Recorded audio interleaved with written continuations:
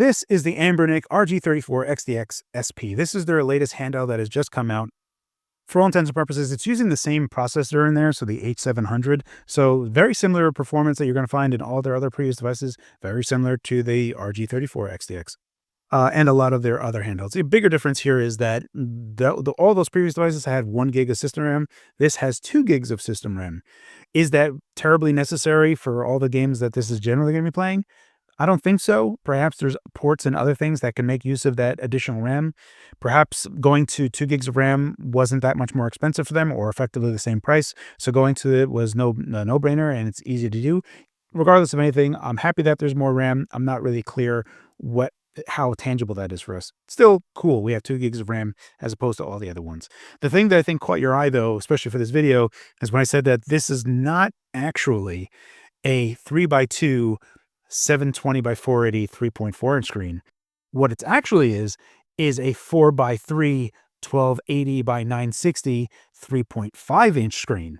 And you can see that extra 0.1 inch is right above that glass screen protector. In fact, so like right now you can see that right here, there is an included glass screen protector that Anbernic provides, and it fills in this cavity perfectly. What's nice is when I start pulling back on the hinge, you can clearly see where the screen protector ends and where there's more screen above it. That is basically off. So they're inactive pixels. You have a 3.5 inch 4x3 screen that has been forced into a 3x2 720 by 480 3.4 inch screen. So how do we get there?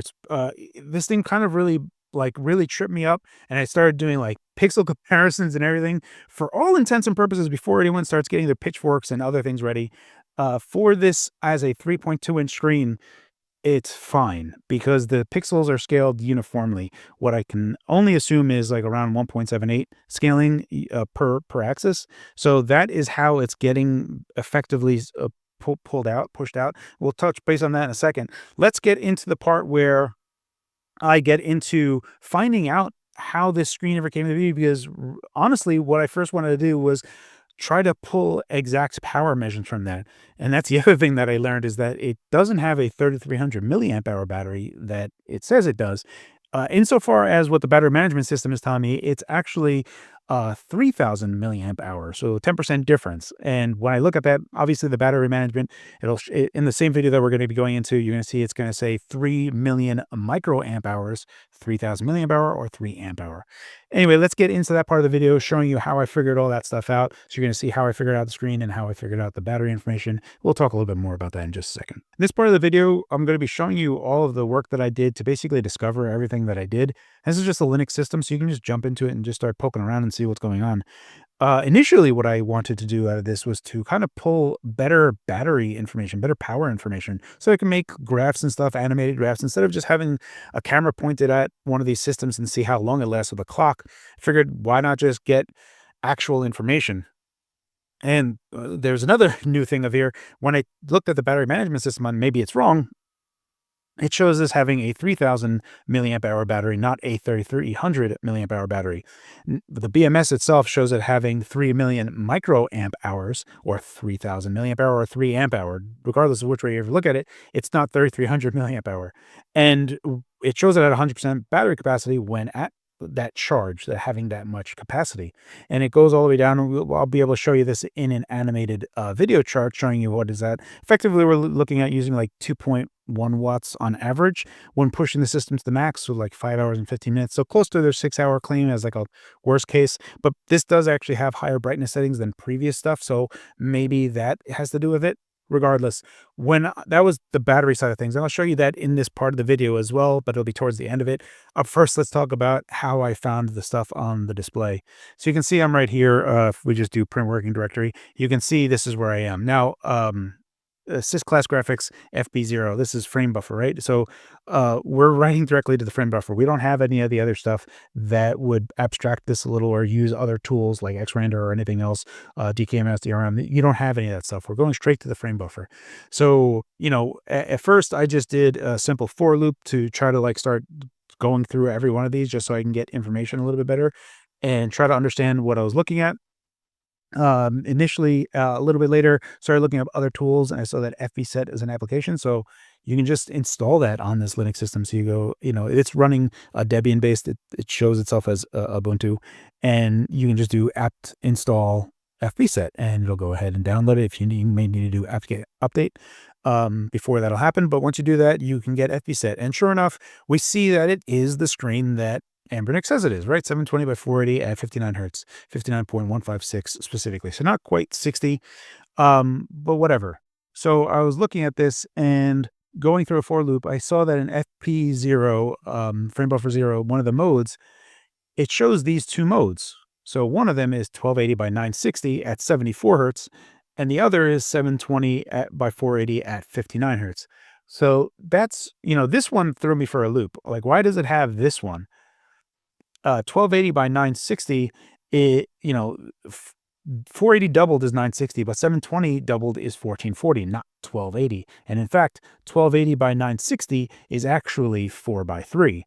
And if it's 4 by 3, that's not 3 by 2. That is being the 720 by 480 resolution that we see on there. So then I was like, well, that can't be possible. It can't be a 4 by 3 screen, because it would be larger. It would be taller. And sure enough, when we start peeling it away and take a look at the top, you can see that there is extra screen on top. And that is effectively what this screen is. So then I started looking more like, well, what the hell is this screen? Can I find out what the model number is for this screen? And sure enough, going through a bunch of crap, we see this fog, which I guess is the manufacturer of it. But we have this FJ035 FHD 05_V1. Now, if I were to just take a look at this, I can find version 4 and version 6 of this, not version 1. I don't know who Fog is, but effectively maybe they're the manufacturer. But FGO means something. 35 is very clearly 3.5 inch. FHD is full HD, even though it's only 720. And then the 05 is, I don't know. But basically looking at this, going to and looking around, what shows up is that this is actually used for LCD projectors. So what you could have is you wouldn't have a backlight on this, and you can just shine the light through an LCD matrix that this is. You have 1280 by 960, but if you cut those off, if you letterbox that, you have 1280 by 720. So you have a 720p IPS LCD projector that you can do with this LCD. So that is more or less what this LCD is actually for, as far as I can tell, looking up all this information. So what we have here is version 1 of this LCD projector that Anbernic is using, and effectively not using the top half of the panel itself. Here you can just see what is on the system itself. So you see 720 by 960. That tripped me up for a second, but then I just realized that this is just double buffering. Effectively, you have 720 by 480 as one frame, then you have 720 by 480 on top of that, and you just kind of push it down, and you have another one, and that's just double buffered. So that's all that is. So it looks smoother on screen. That's all that this was. So effectively, we have 720 by 480 double buffered going straight to the frame buffer on this device. They could effectively make a higher resolution 3.5 inch screen with this, but then your frame buffer would be very large as well, because pushing out all those pixels means that any type of emulator they're using is also going to have to target that resolution. Things become harder, becomes a harder challenge, where the PPI increase that you're going to get for it really doesn't pay off. So basically, that's how I discovered that this is actually a 3.5 inch 1280 by 960 at 74 hertz panel. Now, if we go to our root directory, I've already made a power script. And if we take a look here, this is just going to kind of show up every second as it goes along. Now, I am charging this device, and you can see that it says full in 68 minutes. Capacity is at my hand's getting chopped off, 48%. It says status charging. You can see the voltage on the battery. All of this is in here, so we can kind of go over here, and I will take a look at battery log. So right here, again, we're going to go over this in a moment, but you can see right here that if we look at, this is the capacity percent of the battery. This is when I was first doing my tests. You can see it's at 100%. And then the charge rating of the battery is 3 million microamp hours, 3,000 milliamp hour, 3 amp hour, whatever, which way you do this, not 3,300. So two interesting bits of information for the RG34 XTX SP. Let's get back into the regular part of this review. Now that we have a physical understanding of what the actual screen is, How do we make it work? How do we make a 3.5-inch 1280 by 960 screen show 3 by 2 GBA content as best as possible, like almost basically integer scaled? So, 960, we fit into that just fine. 480 goes into 960 two times. That's a nice double. That's what we like to see for integer-based scaling. So we'll have like very complete squares there. But if we were using 960, that would go to the top of that 4 by 3 screen, the 1280 by 960. Clearly, it is not. The top portion of it isn't. So how does that 720 by 480 screen actually get scaled? And the best that I can figure out is that it's a uniform 1.78 scaling. So we're scaling each axis by 1.78. And what we get is 1292 by 862. So 960 minus 862, we have 98 pixels at the top, right up here, that are being omitted. We're not using them. We're not rendering anything to those at all. So that matches up with what we see. There's nothing actually there. They're black, not used. On the opposite side, how wide it is, it's going to be a little bit wider than what the screen is wide. It's actually 1292 instead of 1280, which means that we are overscanning, offsetting by 12 pixels, 6 pixels on each side that we're basically sacrificing. So for all intents and purposes, I don't think anyone really notices. I haven't noticed. When I look at it, it looks perfect. So what I did was I literally just took an output from this device itself, copied that over, went to a GBA emulator, loaded up the same game, loaded up the same area, did a screenshot, and it was at the original GBA resolution. I scaled that up to 3 times of that, integer scaling, not interpolated, so that it renders correctly. I overlapped them and I kind of just went between the two. And sure enough, they are showing up exactly as it should be. For all intents and purposes, this really does operate as a 720 by 480 screen, albeit with 6 pixels shaved off on each side. But the ultimate end result is that you really can't notice it. It looks just fine. And in fact, when we compare it to like the RG35 XDX SP, which has a 640 by 480 output, and then you do scaling on that, even though they bump it up a little bit, you can see that the pixels are actually a bit misshapen on the RG35 XDX SP versus the 34 XDX SP, which is just doing 720 by 480. So all that being said, put away your pitchforks. Effectively, the screen and the output resolution is as good as it could possibly be, even though it's not a genuine 720 by 480. Effectively, how it comes out to is very, very good. And as far as I can see, I can't notice anything. And when I compare them side by side, they pretty much line up. So with that out of the way, let's just get straight into other parts of this testing.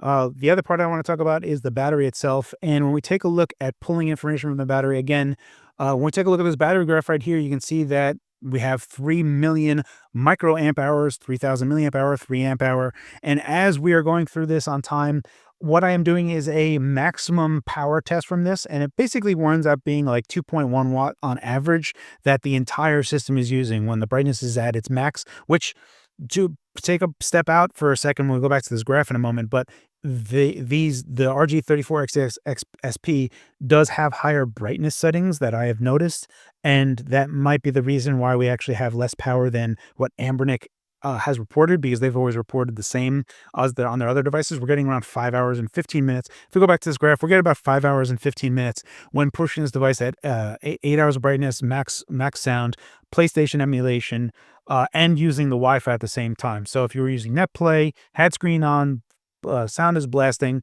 the entire package is using around 2.1 watts on average, and that is going to give you 5 hours and 50 minutes as a worst case battery life for this device.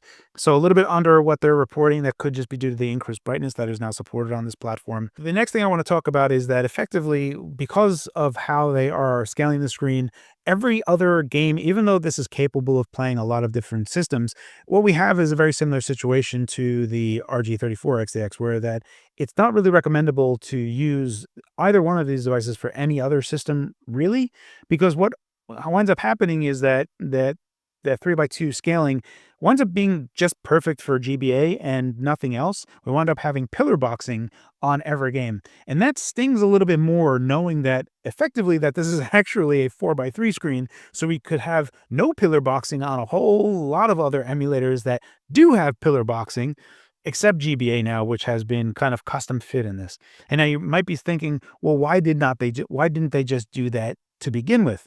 Well, because you have to actually like reboot and switch in because the frame buffer is set for this resolution. So you'd have to like kind of swap out. And if you're going to be doing that, it's going to be pushed down and it'll look odd for GBA games. So I can understand why they wouldn't do it because it's super inconvenient and it's kind of convoluted.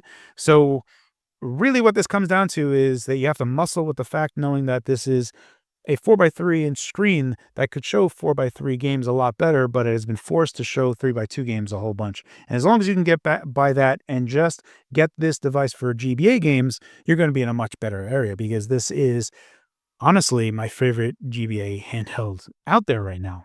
Kind of wrapping up because performance is really understood for these devices. The thing that I really want to talk about for this review is everything on this device actually is excellent for GBA games. And if you want to play anything other than GBA games, I would suggest getting those other handhelds. They're super plentiful and they're actually cheap right now. Like the 35XTX SP does not play games as nicely as they do on resolution wise as this 34XTX SP does, but it does play other games in those 4x3 resolutions a lot better, and it has a really good D-pad and face buttons. What's a little bit odd is that even though this can play all those other games, and we know that it's a 3.5-inch 4x3 screen, we have a bunch of pillar boxing on this, which is not ideal, but this device is actually smaller than the 35XTX SP. And we have 2 analog sticks on it as well, while still having a 3.5-inch screen that's just getting cut off. So basically what I'm getting to is that I almost feel like Anbernic should make another version of this that has the 3.5-inch screen on here with the 640 by 480 resolution so that we can have all this stuff just with a 3.5-inch screen instead of this forced 3.4-inch screen. And I know a lot of people are just like, well, at that point, why don't we just have the 2 firmwares going between the two so that, the frame buffer for the GBA screens or the frame buffer for 3.5-inch screens.